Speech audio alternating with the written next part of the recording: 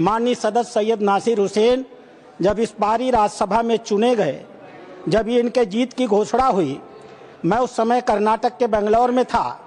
कर्नाटक की विधानसभा में पाकिस्तान जिंदाबाद के नारे लगाए गए थे।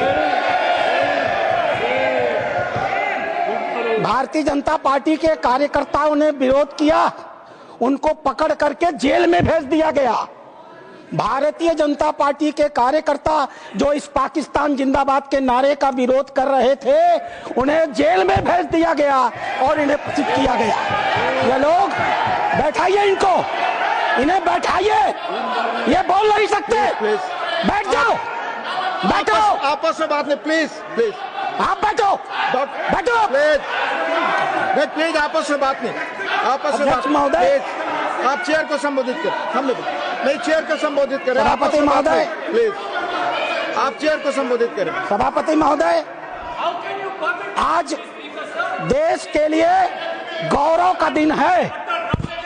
देश के आम मुसलमान के लिए, देश के गरीब मुसलमान के लिए, देश के पसमंद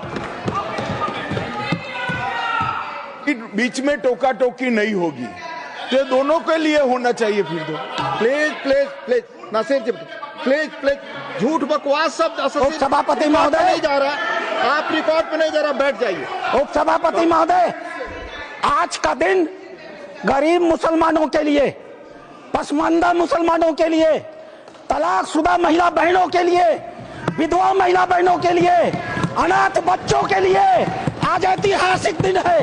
एक क्रांतिकारी परिवर्तन आने जा रहा है।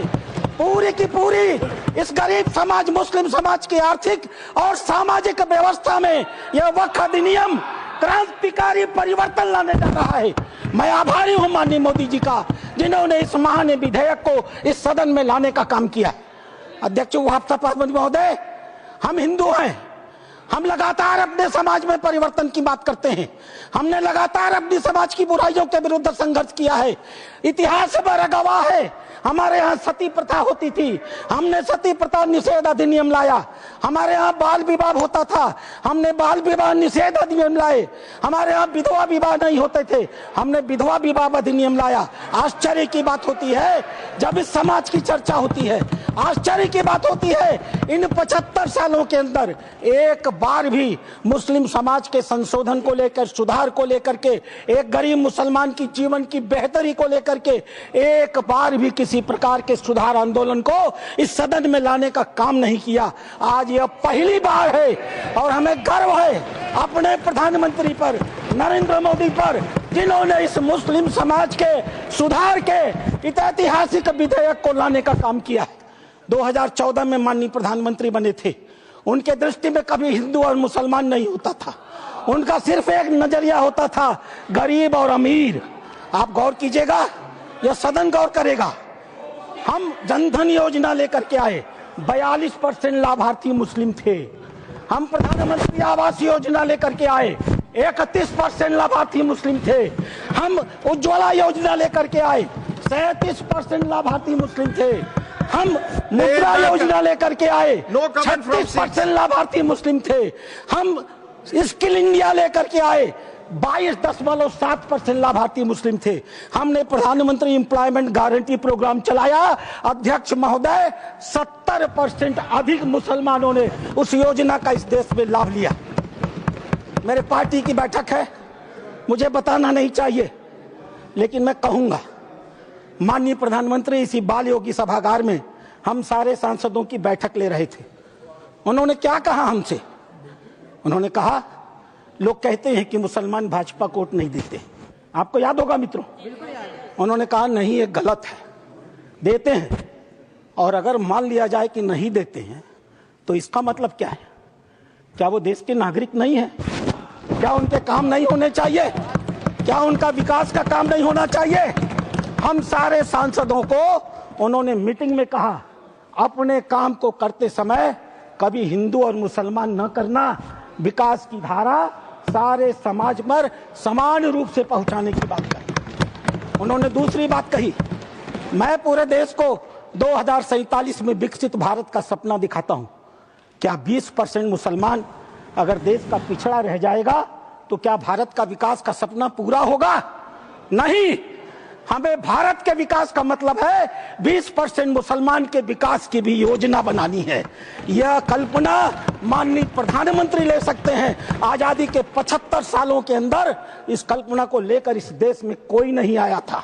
और तीसरी बात उन्होंने कही, सरकार के, और सबसे महत्वपूर्ण बात है, सरकार के स्तर पर सरकार जो कुछ भी कर सकती है मुसलमानों के जीवन की बेहतरी के लिए हम करने का प्रयास करेंगे, लेकिन मुस्लिम सामाजिक संस्थाओं की भी रोल होनी चाहिए।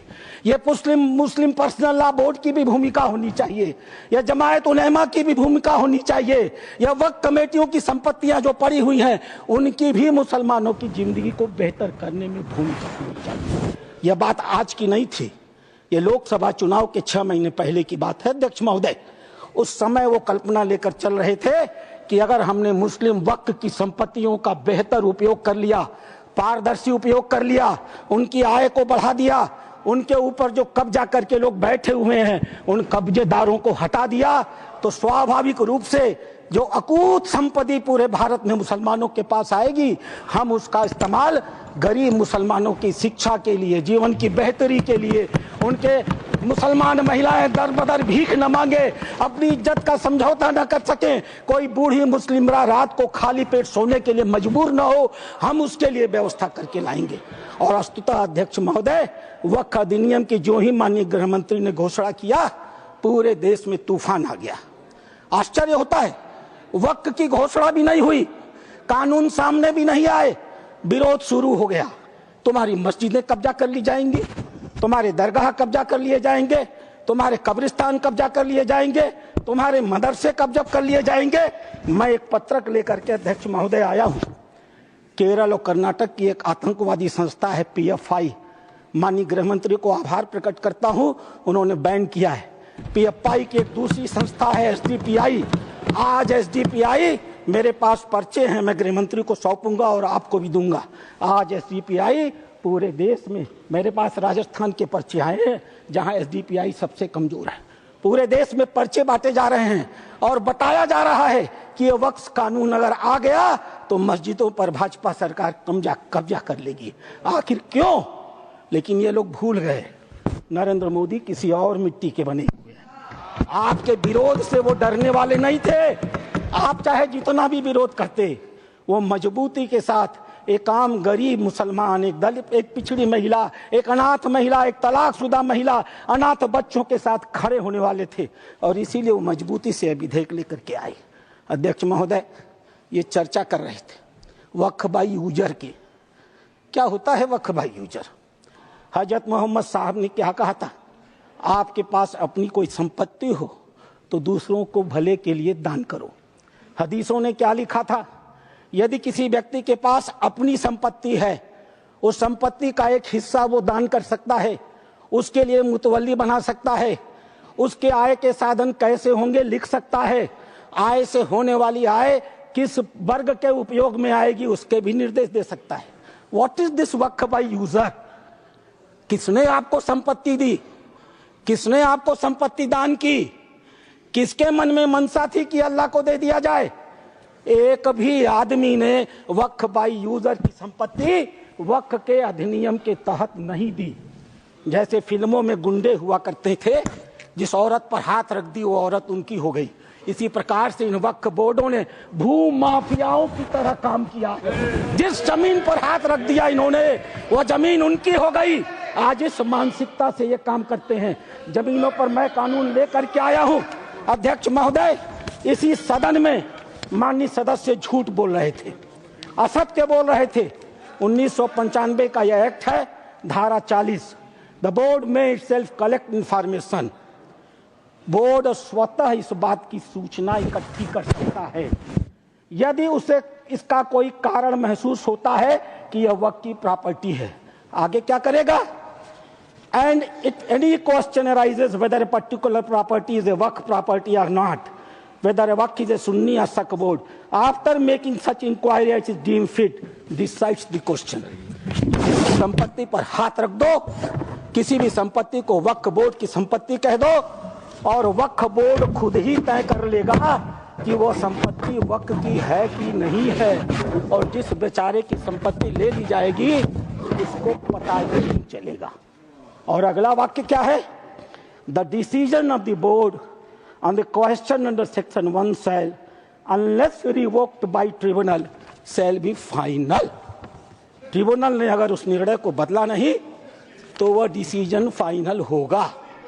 और उसी एक्ट का दूसरा हिस्सा है अध्यक्ष महोदय, no appeal shall lie against any decision और ऑर्डर वेदर इंटरिम और otherwise given or made by tribunal. Tribunal के द्वारा कोई भी आदेश जो दिया गया होगा उसके खिलाफ किसी प्रकार की अपील नहीं होगी। एक अपार्टमेंट में कोई परिवार चला जाए, किराए पर मकान ले ले, और ऐसी घटना हुई है अपार्टमेंट में, किराए पर मकान ले ले, अपने 4 मित्रों को बुला ले और नमाज पढ़ ले। 5वें दिन वो कह देगा हमने इस स्थान पर नमाज पढ़ी है, यह वक्फ बाय यूजर है, अब इसे वक्फ घोषित कर दो। और घोषित हो गई। अध्यक्ष महोदय, आपके पास एक बड़ी जमीन है, खाली पड़ी है, बगल में कुछ मुस्लिम परिवार रहते हैं, उन्हें नमाज पढ़ने के लिए कहीं जाना होता है, वो उस जमीन पर नमाज पढ़ ले, आप हिंदू हैं, आप मना नहीं करते। 5 दिन 7 दिन नमाज पढ़ने के बाद वो लिख के दे देंगे कि हम लोग इस जमीन पर नमाज पढ़ते थे, अब यह वक्फ बाय यूजर हो गई, अब इस जमीन पर किसी का कोई अधिकार नहीं रहेगा। माननीय संसदीय कार्य मंत्री उल्लेख कर रहे थे उस घटना का, तमिलनाडु की घटना का उल्लेख कर रहे थे। क्या हुआ तमिलनाडु में? एक रामचंद्रन नाम का आदमी अध्यक्ष महोदय, वह व्यक्ति अपनी लड़की की शादी के लिए अपनी जमीन बेचना चाहता था। वह जमीन बेचने के लिए जब रजिस्ट्रार के घर गया, ऑफिस में गया, तो पता चला कि वह जमीन उसके नाम पर ही नहीं है, वह जमीन वक्फ को दे दी गई। जब हल्ला मचा, गांव के लोग रजिस्ट्रार ऑफिस में गए तो पता चला कि उन दोनों गांवों की सारी जमीन वक्फ को दे दी गई। 1500 साल पुराना मंदिर भी वक्फ के हवाले कर दिया गया। यह होता है इन लोगों का वक्फ बाय यूजर अध्यक्ष महोदय। और आश्चर्य होता है, इन्हें बैठाया जाए अध्यक्ष महोदय, आश्चर्य होता है। मैं भी जेपीसी का मेंबर हूँ, ये भी जेपीसी के मेंबर है, ये गवाह है इस बात के। मैं लगातार जेपीसी में जितने भी विटनेस आते रहे, इनके बड़े बड़े धार्मिक मतावलंबी, मैं उनसे कुरान को कोट करके कहता रहा। मैं कुरान पढ़ता हूँ, कोई बुराई नहीं है किसी धर्म को पढ़ने में। मैंने कुरान को कोट करके कहा कि मौलवी साहब ये तो बताओ कि इस कुरान में या किस हदीस में यह लिखा है कि अगर हमने कोई संपत्ति दान नहीं की तो तुम उसको वक्फ बाय यूजर मालिकाना मान लोगे। किसी के पास एक भी मेरे सवाल का जवाब नहीं दिया। इन लोगों ने क्या किया मालूम है? वो जो ओवैसी साहब वहां बैठते हैं ना, उन्होंने मेरा नाम रख दिया मौलाना डॉक्टर राधा मोहन अग्रवाल। अब इससे बड़ी मेरी जीत क्या हो सकती है? मैंने इनसे पूछा, इस बात पर बहस होती है कि डीड लिखित गया या नहीं। मैंने इनसे कहा, जब हजरत मोहम्मद साहब ने अपने आयतों में लिखा है, 3 आयतें हैं, 4 आप चाहिएगा तो मैं पेश करूंगा। 4 आयतें हैं जहां हजरत मोहम्मद साहब कहते हैं एक भी पैसा अगर किसी को दो तो उसको लिखो, उसका उदाहरण दो, उसका विटनेस बनाओ, ताकि ताकीद रहे कि कल तुम्हारे देने को कोई चुनौती न दे पाए। एक भी पैसा दो तो लिखित दो। और तुम कहते हो कि तुम्हारे पास ये सारी संपत्तियां हैं जिसका कोई लिखित रिकॉर्ड नहीं है, फिर भी वक्फ है। मेरे एक भी सवाल का जवाब, मैं उस कमेटी की बातों को बोलता नहीं, लेकिन चूंकि इन्होंने कमेटी का उल्लेख कर दिया इसलिए मैं इन्हें एक्सपोज कर रहा हूं। मेरे एक भी प्रश्न का जवाब ये लोग नहीं दे पाए। खाली मुझे करते थे कुरान पढ़ते हैं मौलाना है, कुरान पढ़ते हैं मौलाना है। अरे कुरान मैं पढ़ता हूं, तुम तो मुसलमान हो, बचपन से पढ़ते हो ना। मैं पढ़ूं और बताऊं कुरान में क्या लिखा है? मार हो जाएगी, मार। ये हिंदू की भलमन साहत है जो कुरान पढ़ के तुम्हें बताता नहीं है। अध्यक्ष महोदय दूसरी चीज, सरकार इनकी थी, इन्होंने वक्फ को अभयदान दे दिया और क्या नारा दिया, जो जमीन सरकारी है वो जमीन हमारी है। सरकारी संपत्तियों पर कब्जा करने का ऐतिहासिक इन्होंने कर्म किया है। उत्तर प्रदेश की 74% वक्त की संपत्तियां सरकारी जमीन पर कब्जा करके बनी है। तेलंगाना में 50% की संपत्तियां सरकारी जमीन पर कब्जा करके बनी है। पूरा अभयदान इनको मिला था अध्यक्ष महोदय, और उसका फल क्या हुआ? 2006 में सच्चर कमेटी की रिपोर्ट आई। सच्चर कमेटी ने कहा 4,50,000 संपत्ति है और 6 लाख एकड़ जमीन है। आज 2024 में 8,72,000 संपत्ति है और 37,94,000 एकड़ जमीन है। 2006 से 2023 6 लाख एकड़ से बढ़ करके 37,94,000 एकड़ जमीन इनकी हो गई। इन्हें बताना तो पड़ेगा सभापति महोदय कि आखिर 31 लाख अतिरिक्त जमीन इन्होंने पाई से कहां से है। इन्हें उसका उदाहरण देना पड़ेगा अध्यक्ष महोदय। जितना ये कांग्रेस के पहले वक्ता रहे हैं, जितना समय ये बोले हैं, मैं भी उतना ही समय बोलने वाला हूं। यह मेरा अधिकार है सभापति महोदय। मैं एक बात कहना चाहूंगा अध्यक्ष महोदय, इन्होंने चर्चा किया कर्नाटक के हैं ये। मेरे पास कहां गई? Please conclude sir. अध्यक्ष महोदय, मेरे पास ये रिपोर्ट है। यहां बोलने के पहले मैंने इस रिपोर्ट को ऑथेंटिकेट किया है।